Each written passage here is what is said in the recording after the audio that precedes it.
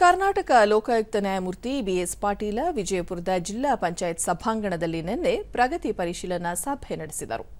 ಸಭೆಯಲ್ಲಿ ಜಿಲ್ಲಾ ಕಾನೂನು ಸೇವೆಗಳ ಪ್ರಾಧಿಕಾರದ ಸದಸ್ಯ ಕಾರ್ಯದರ್ಶಿ ಹಾಗೂ ಹಿರಿಯ ಸಿವಿಲ್ ನ್ಯಾಯಾಧೀಶ ಅರವಿಂದ ಹಾಗರಗಿ, ಜಿಲ್ಲಾ ಪಂಚಾಯತ್ ಮುಖ್ಯ ಕಾರ್ಯನಿರ್ವಾಹಕ ಅಧಿಕಾರಿ ರಿಷಿ ಆನಂದ್, ಪೊಲೀಸ್ ವರಿಷ್ಠಾಧಿಕಾರಿ ಲಕ್ಷ್ಮಣ್ ನಿಂಬರಗಿ ಮತ್ತಿತರ ಹಿರಿಯ ಅಧಿಕಾರಿಗಳು ಉಪಸ್ಥಿತರಿದ್ದರು.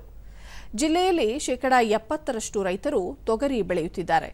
ತೊಗರಿಕಾಯಿ ಕಟ್ಟದೆ ರೈತರಿಗೆ ತೊಂದರೆಯಾಗಿದೆ. ನಕಲಿ ತೊಗರಿ ಬಿತ್ತನೆ ಬೀಜಗಳನ್ನು ಪೂರೈಕೆ ಮಾಡಿದವರನ್ನು ಪತ್ತೆ ಹಚ್ಚಿ ಸೂಕ್ತ ಕ್ರಮ ಕೈಗೊಳ್ಳಬೇಕೆಂದು ಅಧಿಕಾರಿಗಳಿಗೆ ಸೂಚಿಸಿದರು. ತಿಳಿಸಿದ್ದೀನಿ, ಯಾಕೆಂದರೆ ನನ್ನ ಗಮನಕ್ಕೂ ಬಂದಿತ್ತದು. ನಾನು 2 ರಿಪೋರ್ಟ್ ಅವ್ರ ಕಡೆಯಿಂದ ಕೇಳಿದ್ದೀನಿ, ಇನ್ಕ್ಲೂಡಿಂಗ್ ಡೆಪ್ಟಿ ಕಮಿಷನರ್.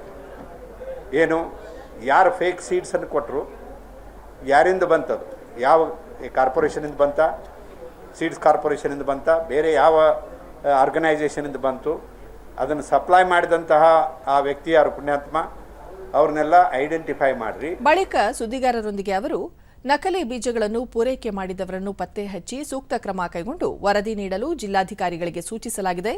ಹಾನಿಗೊಳಗಾದ ರೈತರನ್ನು ಗುರುತಿಸಿ ಸರ್ಕಾರಕ್ಕೆ ವರದಿ ಕಳುಹಿಸಿ ಪರಿಹಾರ ಒದಗಿಸಲು ಅಗತ್ಯ ಕ್ರಮ ಕೈಗೊಂಡು ವರದಿ ಸಲ್ಲಿಸಲು ಸೂಚಿಸಿರುವುದಾಗಿ ತಿಳಿಸಿದರು.